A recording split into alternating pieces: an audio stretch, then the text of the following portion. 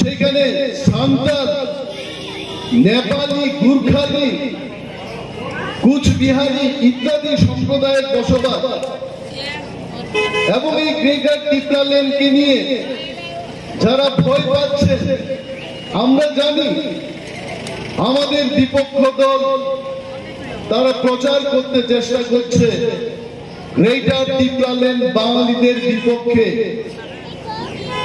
আমরা এখানকার বাঙালি ভাই এবং বোনেদের উদ্দেশ্যে বলবো, গ্রেটার টিপ্রাল্যান্ডের দাবি আপনাদের বিপক্ষে নয়।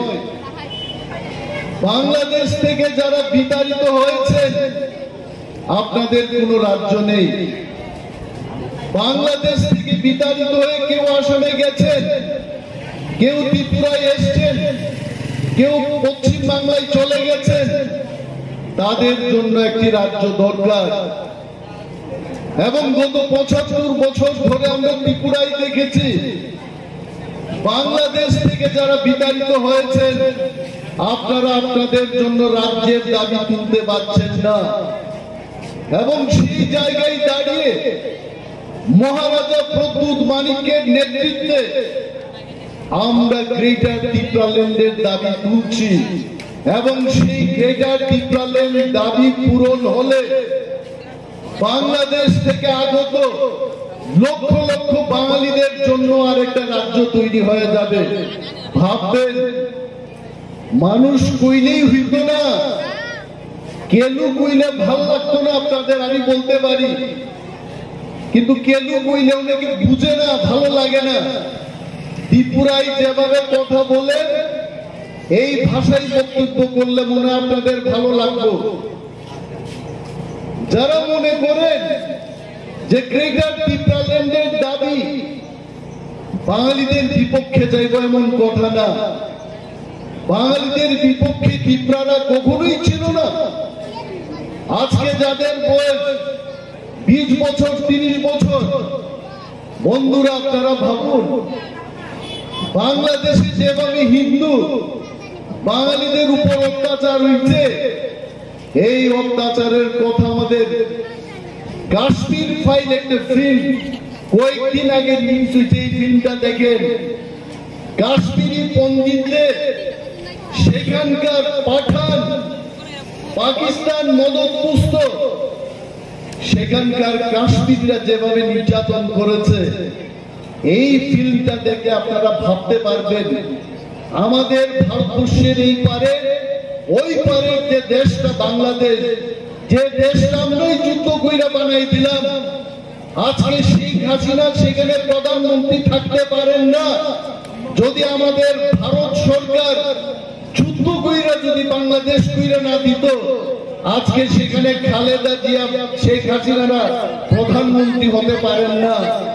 কিন্তু কি করছে, এই যুদ্ধের পরে লক্ষ লক্ষ আমাদের হিন্দু বাঙালিরা সেই দেশ ছাইরা পালাইতে।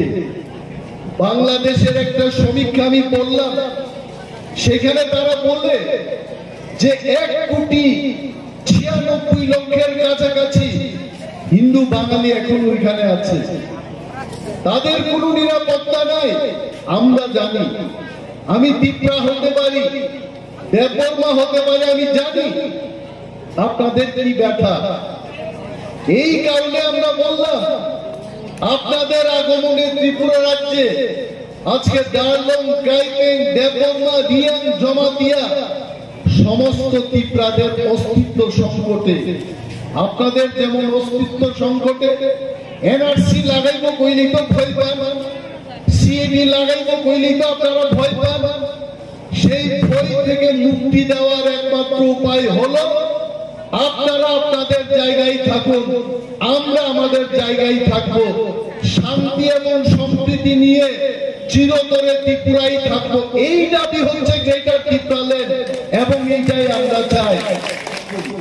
মহারাজাই তো ব্রাহ্মণ আনছেন, মহারাজাই তো মন্ত্রী আনছেন।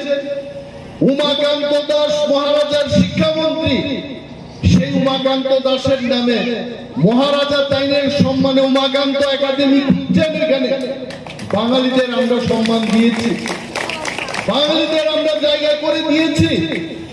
ভারত তৎকালীন যিনি স্বরাষ্ট্রমন্ত্রী ছিলেন বল্লভভাই পটেল, যার নামে বল্লভভাই পটেল না, গোবিন্দ বল্লভ পন্ত, বাংলাদেশের যখন যুদ্ধ চলে তখন গোবিন্দ বল্লভ পন্ত বলেছিলেন এই হিন্দু বাঙালিদের ত্রিপুরায় রাখা যাবে না, উত্তরপ্রদেশে নিয়ে যাইতে হইব, আন্দামানে ফালাই দিব, মধ্যপ্রদেশে ফালাই দিব। তৎকালীন সময় কিন্তু ত্রিপুরায় আন্দোলন কইরা কইছে যে ভুল হইতেও পারে, তারপরেও কইছে উদ্বাস্তুদের পুনর্বাসন দিতে হইবে। পুনর্বাসন আপনারা পাইছেন, ত্রিপুরাতে আছেন।